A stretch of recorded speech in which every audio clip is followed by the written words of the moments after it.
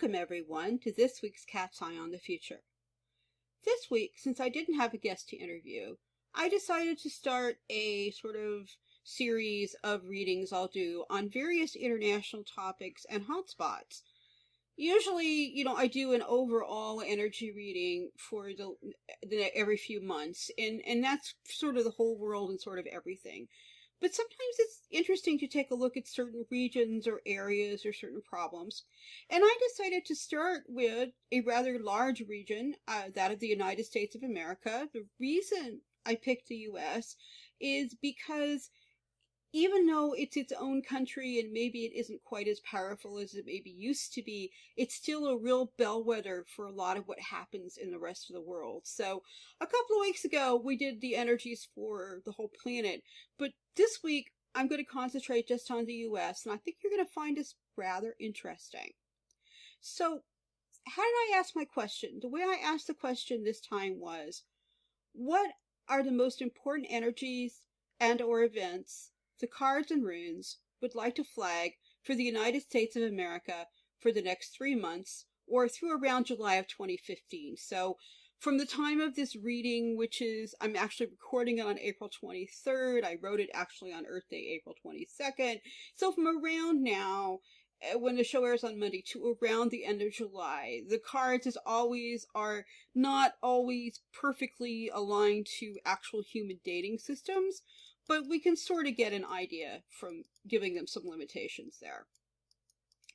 Well, when I look at this list of cards and runes, the first thing I notice is that the next several months in the US seem to have a primary issue of energies involving unions. The union card is the very first card in the reading, and as we know from before and other readings, the first card often really sets the tone. And once again, we see union as a very large object in the room. This probably means that there'll be issues and things partly revolving around actual labor unions, but also the union between the states and the federal government, unity of purpose or public opinion, and just about any other situation, corporation, or institution that involves this concept of unity, union, or has united, especially in its name or in its intentions. That includes the nation itself in the case of America. I mean, but it can also be things like corporations, like you'd say Union Carbide or whatever, or organizations named Unity or anything like that. It really focuses on that. Now, I can also tell from the second card in this reading, which has one word on it, which is no, that a lot of these energies are unfortunately going to be negative. The union card on its own is it's not negative at all. It can be a very profoundly wonderful card. It's often the card of relationship and love. But when you combine it with the no card, you get this sort of unfortunately negative energy. So not all of the things that come out of it will be bad, but we've got to keep remembering that with a no card right next to it, we pretty literally what we get is no union or union no, which suggests the next 3 months are likely to be a continuation of the struggles we've seen along this line already. This is, I think, one of the first times this energy has shown up quite this starkly in terms of no union, but it has been a recurring theme, not just in U.S. readings, but in international readings for the last couple of years. So we just, from these two cards alone, I think we're looking at several more months of disputes, especially between the state and federal authorities in the U.S., which is something that people from overseas may not understand as well. But in the very beginning, the U.S., before it had its final constitution, very, very early, it was more like the EU in that it was states that were sort of conglomerated together with a very loose central government. That turned out not to work quite so well, so they redid things, but there was still a very definite demarcation between the powers the states have and the powers the federal government has. The U.S. Civil War was probably the largest break in that argument on who really gets to decide what, but it still never totally settled down into this idea of states' rights. And this is why you can have situations in the U.S. where a state may say that legalize marijuana, but the federal government still has it illegal, and it's, technically the state is in violation of federal law. So there is a lot of this already going on. And I sense that this is going to continue, and it won't necessarily be limited to just things like taxation, policing, or the drug laws I just mentioned. I think we're going to see this kind of disunion among individuals and groups over politics in general, and especially it's going to be more polarized because of the coming elections. Now, the elections aren't actually coming until next year, but this incredible 24/7 news cycle for the last several elections has started people effectively running for office earlier and earlier, and this time that's exactly what's happening. But I don't think this will just be your typical Republican-Democratic split either. I think it's highly likely that even the parties themselves, the two main parties in the U.S., will find themselves splitting into factions. They're going to have arguments and cliques, and there's always some of this to a degree, but this is likely to spill over into the current Congress and the current government. And they've already got a stagnation problem. I think this is going to make it much more difficult to get anything done at all. There's this spirit of disunity, rather than it's going to prevent even really well-meaning attempts to try to work together. So basically, this is, like I said, a period of just call it stagnation, frustration, anger, and problems.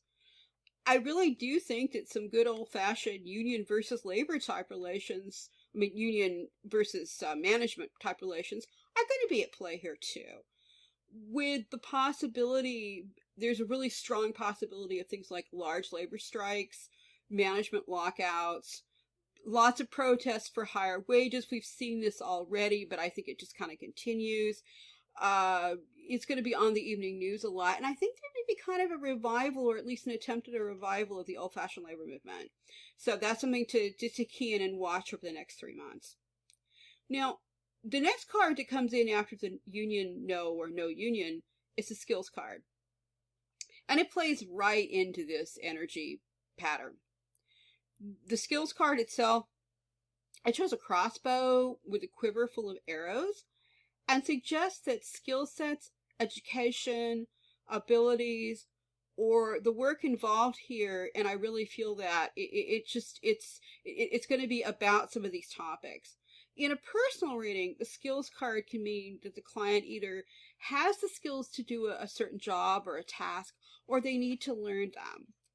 And I'm getting the impression that there's going to be lots of discussions and a lot of argument over the skills needed for various currently existing jobs in the U.S. itself. In other words, who can have them, how people train to get them, who is qualified to do what. And basically, this could get pretty serious and complex. I'm seeing a crossover from this particular issue into the student loan debacle in the U.S., where millions of younger people, and some older people as well, are finding themselves supposedly qualified for jobs that don't seem to exist, but they have taken out these huge loans that many of them could never pay, or at least the jobs that they qualified for, even if they can get them, they don't pay enough to actually pay out the loans. So we have a whole lot of people who either just, have to reconcile themselves to being unemployed, often living with parents or family, or just sort of living in sort of this limbo of spending a good deal of their income servicing these debts, often for working at jobs that don't have any relation to what they studied for or trained for. I think this summer may be when this growing crisis really hits a nerve big time. It's been brewing for a long while, but it's still been kind of managing to just sort of keep under the radar to a degree. Now, I think a lot of pressure is going to be put on the federal and to some degree state governments on this situation to create a way out for these people, especially the ones that just, you can't get out of student loans problems with a bankruptcy. It's just you have it for life, except rare cases where, a judge may decide that someone is like totally disabled or something. But other than that, people could just have it for life. And I think this push to do something, it's going to come from some rather unexpected places. I mean, obviously individuals themselves and affected families are going to be pushing for this, but I think we're going to see some corporations and banks and other groups who have various reasons for wanting such a situation to change.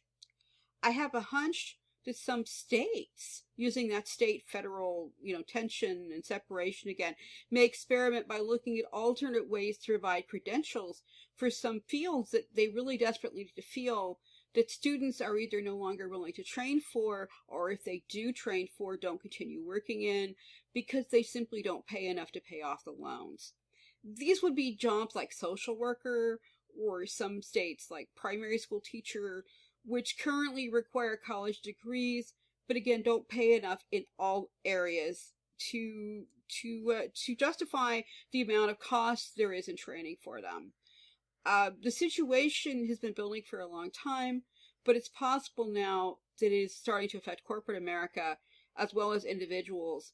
And that may actually start something happening on this issue, because once you get the corporations unhappy, well, we all know that at the moment, we've seen this in previous readings, they actually can attempt to control a lot of what goes on, and they influence a lot of what goes on. And I think this is one case where we're watching some unexpected quarters, not just people who actually owe the money getting in on this and saying, look, we need workers, and we need to be able to train workers, and we need to not be dealing with this kind of debt. I don't know exactly what's going to happen, but I think the whole issue of education and what is required to do what job is going to be like a really big topic during the next 3 months. I think that, however, unfortunately, because of the energy we'll talk about later, where things just tend to get stuck, confused, or bogged down, I don't see a solution happening during this period. But the good news is, though, is that the topic will start being seriously discussed, and there may be some potential solutions put forward that, even if they don't pan out right now, could eventually lead to some movement in this area.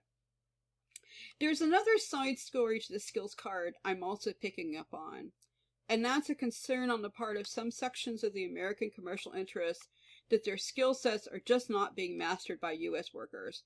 If this is real or imagined, it's hard to tell. But there's this perception that American workers aren't trained well enough and just jobs they can't do. This morphs into things like corporations wanting to bring in more people from overseas rather than trying to cross-train the Americans. It goes into legal and illegal immigration. And I think we can expect a big pushback at this point from unions and workers. Again, the issues have been building for a while. It's been a big issue whether to bring people in or not. But I think for the first time, we're going to see a serious controversy going on, as opposed to just sort of mumbling under breath. The immigration itself has been a big topic, but this particular issue of corporations, say, just demanding to bring in scientists or highly skilled workers rather than training U.S. ones, along with the fact that it takes so much money in the U.S. to train to do some of these jobs, is just, it's a big ball of sort of tangled thread, and I think it's all going to start bouncing up in the next 3 months. It feels also sort of like a big muddle, which is why I'm just sort of rambling here on this, but it's likely to be another cause of disunion and stagnation during this period. Because again, honestly, I'll be surprised if very much gets done, but it's going to like all sort of, bubble up with everything else. Now, interestingly enough, we get the libido card next. Like everything else in this reading, it's a really complex card. I'll try to describe it for those at home who don't have access to the PsyCards. So you go to a wonderful site, that's PsyCards.com. That's PHYCARDS.com. And they have pictures of the cards there you can look at. But anyway, the libido card has two peacocks on it. They're fighting over the right to mate with a peahen. We can't really see the peahen, but we know she's there. She's right off the card. But the cocks themselves are so excited about their mating rituals, but they fail to see the snake in the grass right beside them that could kill them both. Now there's a lovely waterfall in the background, lovely flowers and green grass towards the front of the card. In other words, the card itself is this really kind of strange mix of seasons and images that involve both the celebration of life, which you'd expect with libido and sexuality, but also with the suddenness of death that walks beside it. So you have, sex and death, really primal urges here. And fighting, for that matter, and dissension. I'm feeling both the joys of summer in this card, but also the attempts of distraction that are likely to be found everywhere during the next 3 months in the US.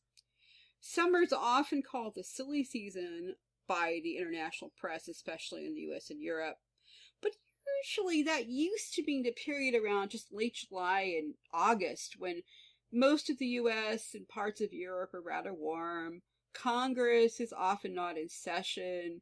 In the old days, they had to go home and it would take a couple of months, so they just usually take a long recess. They don't take as long a recess today as they did in 100 years ago, but they still go on vacation. And the news, was usually full of things like sun-soaked beaches and stories about cute kittens or puppies that get rescued and always have happy endings. It's that kind of, again, silly season. But this year, I think some very intentional attempts at distraction are likely to enter the news media and start the silly season off really early and maybe even try to push it late. But I'm not reading for later, so I'm not sure on that last one. But it definitely seems to start early. I think we're going to see this for a number of reasons. Everything from the public's growing election fatigue, which they've already got months before the first primary next year, to an international attempt to divert public awareness of a number of difficult and sometimes rather dire issues that folks who control their purse strings think corporations again, but not exclusively, and perhaps think they are in control of the United States and other nations, would rather people just not focus on right now. Things like this may include continued military adventures on the part of the U.S., or other issues coming, like a possible implosion of the dollar, or just other economic issues. Not necessarily things that definitely will happen, but things that are kind of edgy at the moment and kind of a little bit concerning. The good news here is that we don't see anything like coming up right away, at least not in the next 3 months for the U.S.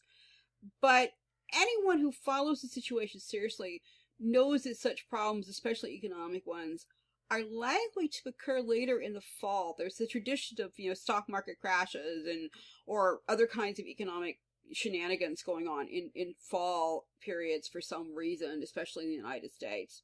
I'll do another reading for this hopefully later in the summer, and maybe on that specifically, so we could see how things are moving in that area. But again, I just think that there's a definite decision to not want people to see what's going on a lot of levels. Then there is just the fact that summer itself tends to be a really fun time. That's good. A good time. Great for love and romance. Union card on that, by the way. It's fantastic for individuals on that one. Expect a lot of news stories, though, about sex, sexuality, marriages, famous couples, divorces. The usual, perhaps with some twists, like more states either accepting or rejecting same-sex marriage laws. Again, that union-disunion. Continued issues along the lines of genderless bathrooms, and other stories, some of which are very serious, but also take on the level of a distraction. Well, some of these news stories will be about really, really serious issues. They're likely to be used as distractions, as I said, as much as possible. And I really feel like this distraction, but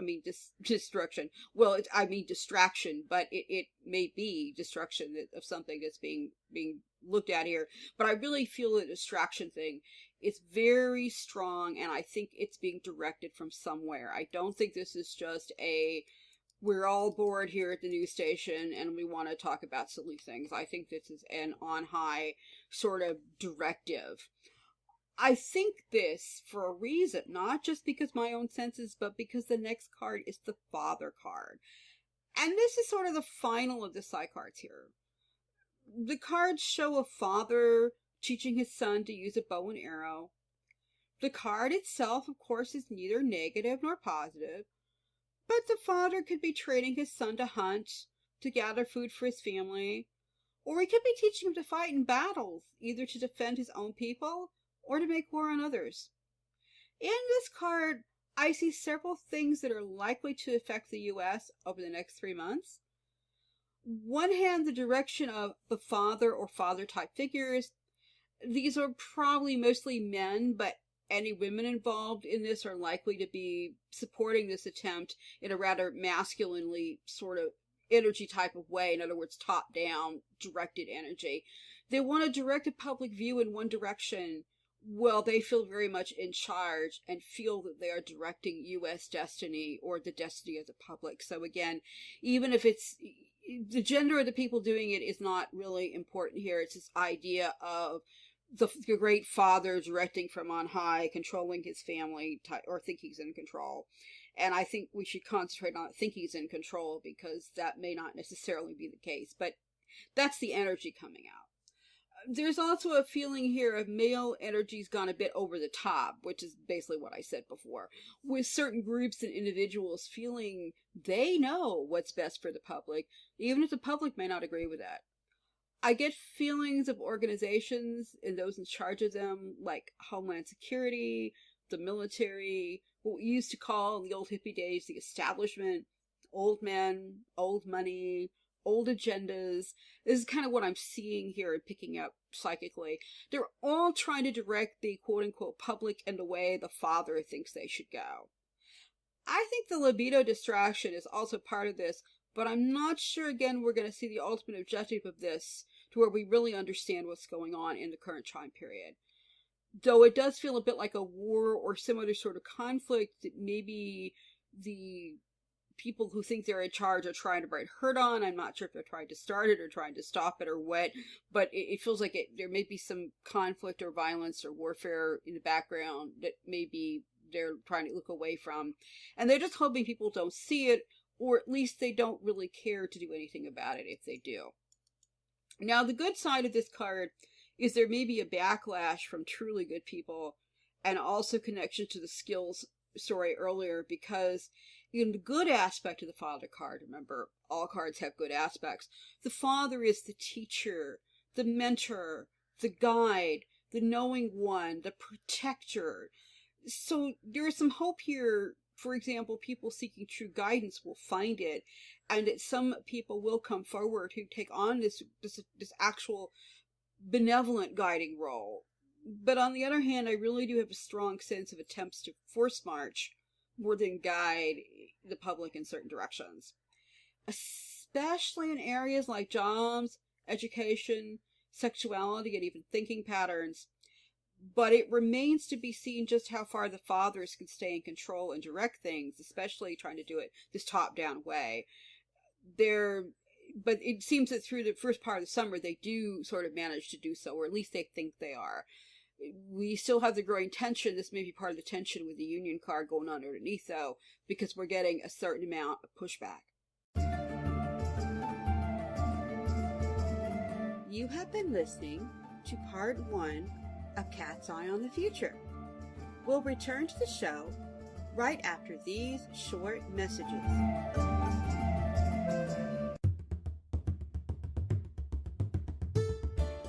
Do you have questions? The cards have answers. If you would like a personal reading with Melody, just go to my website, melodipsychicreadings.com. That's Melody with an I, psychicreadings.com, for information, or email me at melodyreader@gmail.com. Readings are available using Skype, phone, email, or even in person if you are lucky to live in Ireland. Why not find out what special messages the cards have just for you and book a private reading today?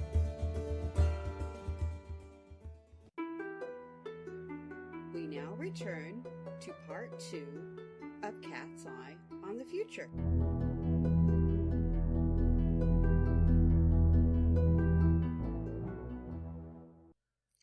Now, the 2 runes I pulled for this topic are really interesting. First, we have Ansuj, which is associated with the god Odin, and is often seen as the rune of communications, battles, and as a sort of, again, highly male energy.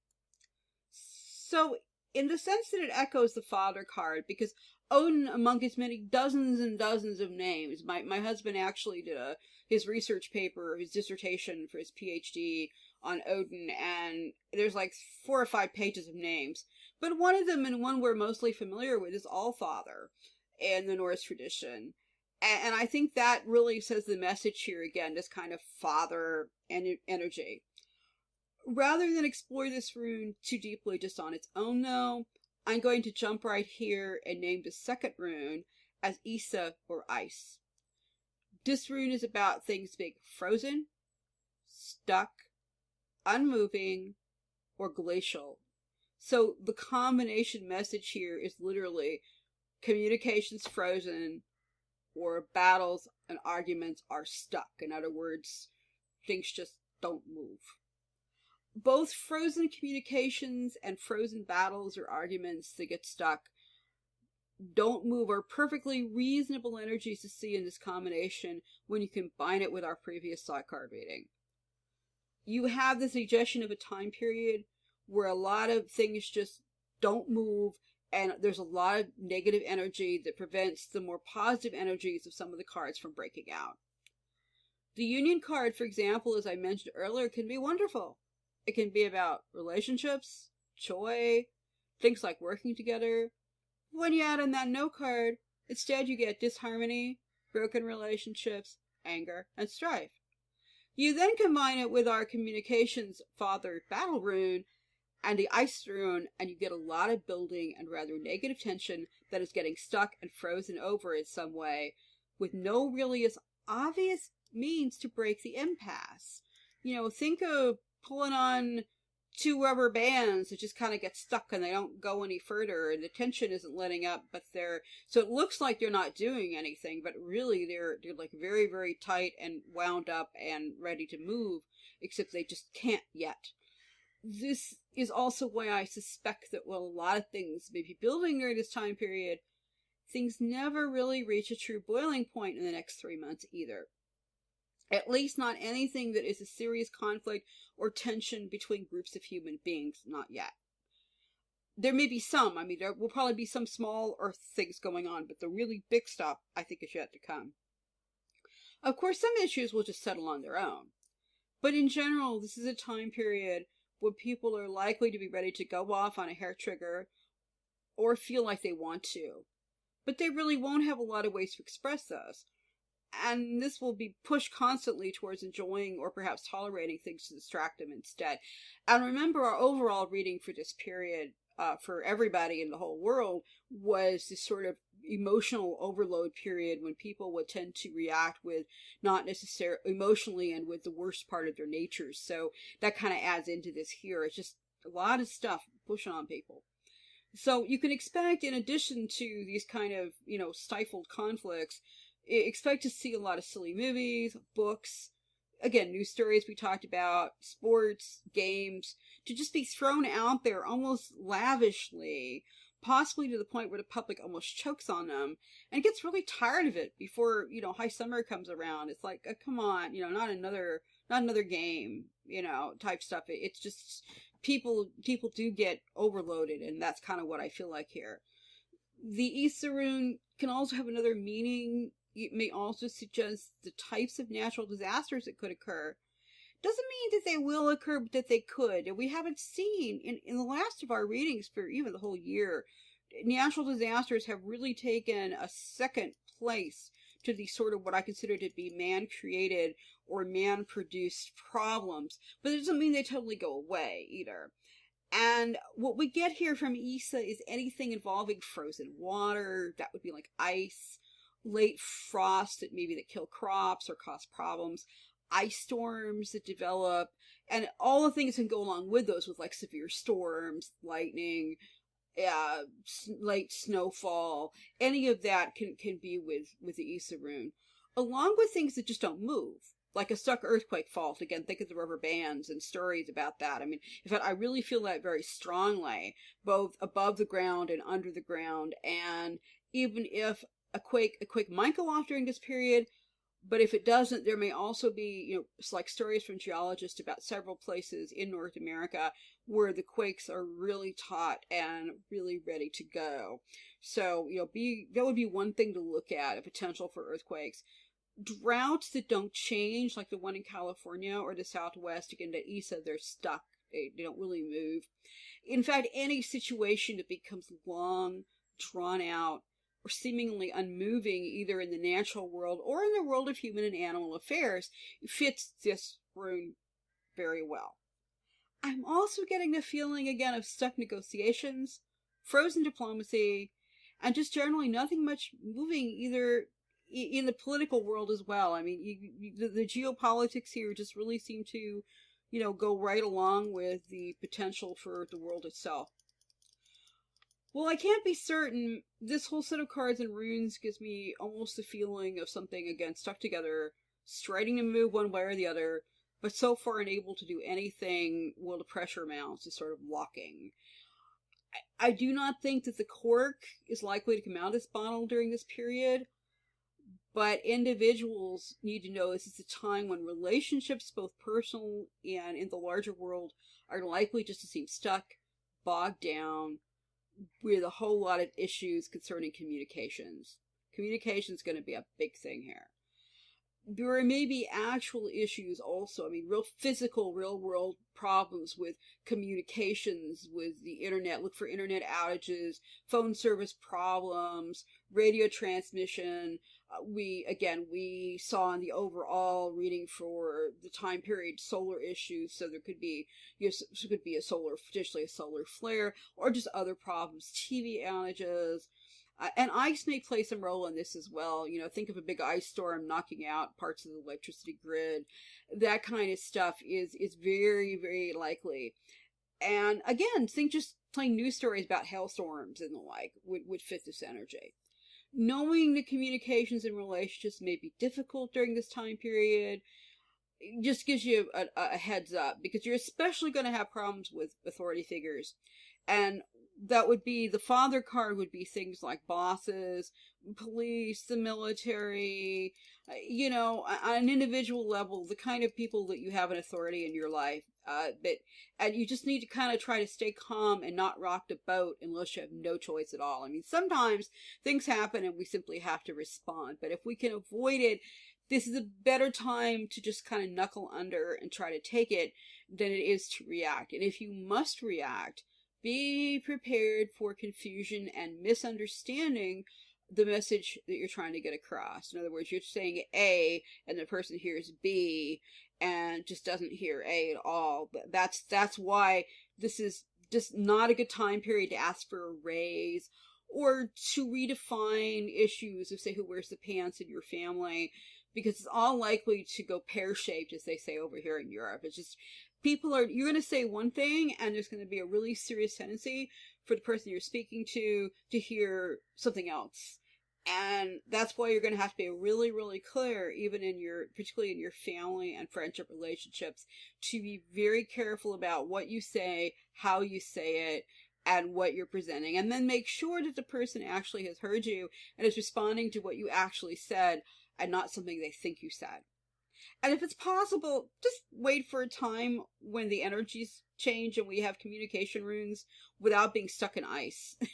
Because rather than, but rather a rune paired with energy that moves it forward. I mean, an excellent combination would be the communications room and a raido, which is the one that looks like an R, and it means it's where we get our word radio from, and it means running forward. There will be time periods like that. This just isn't one of them. Also, we expect a lot of repetition, both in personal and the public sphere.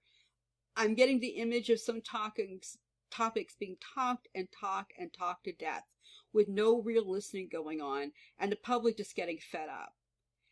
And yes, I think this is partly in the U.S. about the ever-lengthening election campaign, combined with the 24-hour news cycle. But I think it's more than this. The image I'm getting mentally is like a talk show that just like goes on and on and on. Like they used to do the campaigns to raise money for public radio, and they would have people staying up for 24 hours trying to begging for money and doing cutesy things, almost like a church talent show, only on the air. And by about 17 hours into the 24 hours, very few people were still watching. And if you were, you saw like a lot of really tired, exhausted people trying to look entertaining. That's the image that I'm getting here, both in terms of public entertainment and communication, but also just in terms of people in general. I feel just a real sense of exhaustion setting in by the end of these 3 months. But what follows after, I'm not really sure. And I don't think we're going to know until we're close to July August and September, which is why I'll at the very least be doing a general reading, but I may also take another specific look at the United States around that time period, either by myself or possibly with Lynn or one of our one of our other prognosticators here. Not everything for the U.S. is negative, thankfully, but a lot of it's just rather stuck on and moving, which can amount to almost the same thing.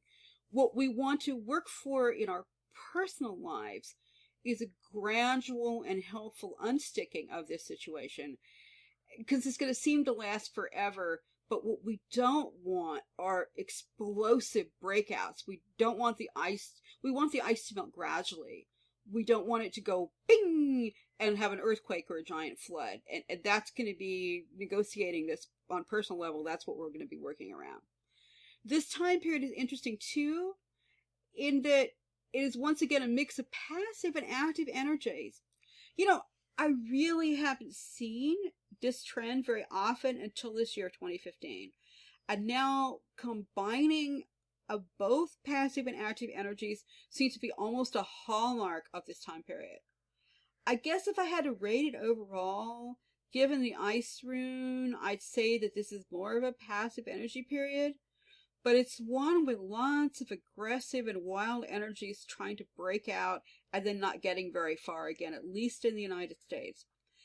This is not really a good thing, especially when combined with communications, because remembering that overall we have energies on a recent show that overall internationally this is a time when people will think with their deep and sometimes darkest emotions rather than their brains.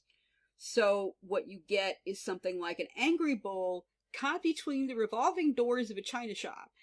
And he just keeps kicking and fuming until at some point he either pushes his way into the shop or perhaps he breaks the glass and smashes his way in.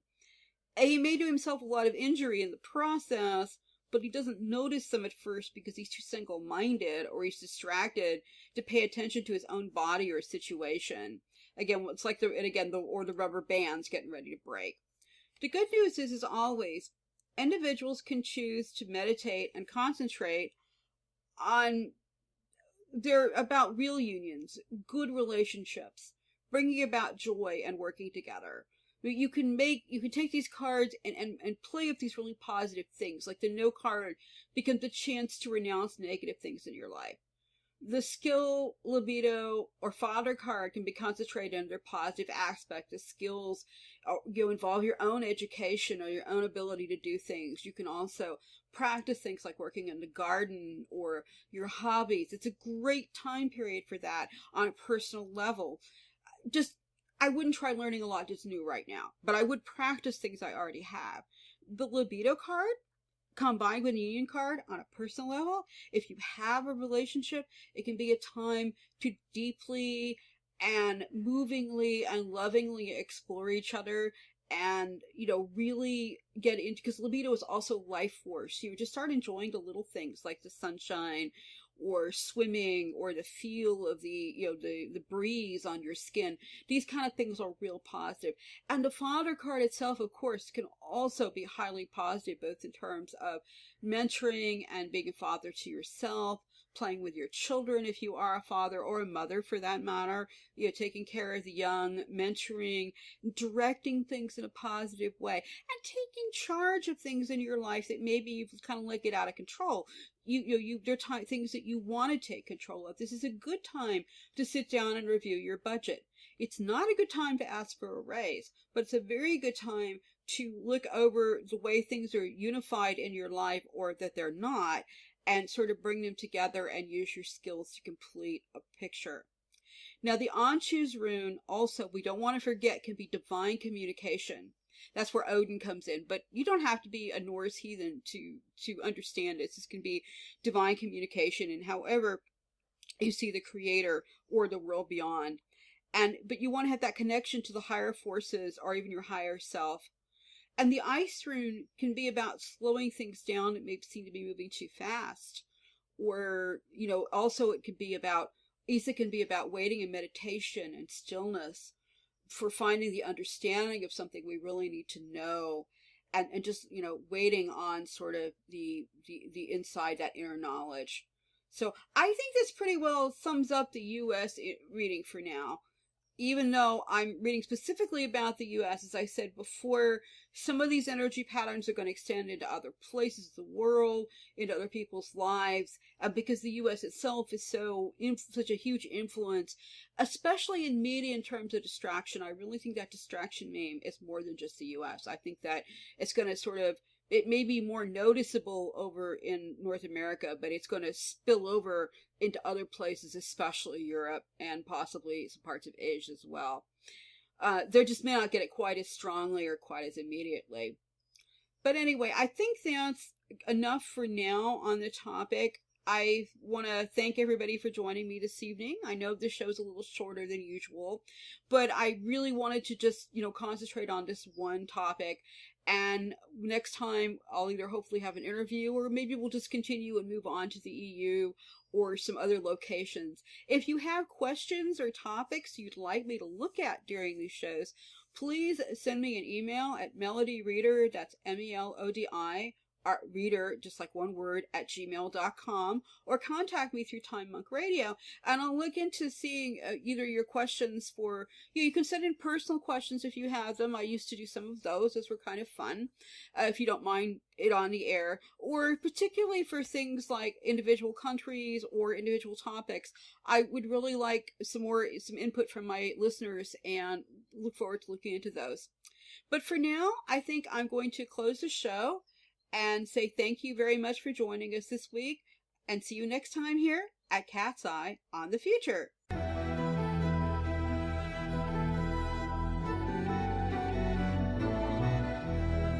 You have been listening to Cat's Eye on the Future, the show where we take a look at what's coming up in your world and your future. Join us again next time for another episode of Cat's Eye on the Future.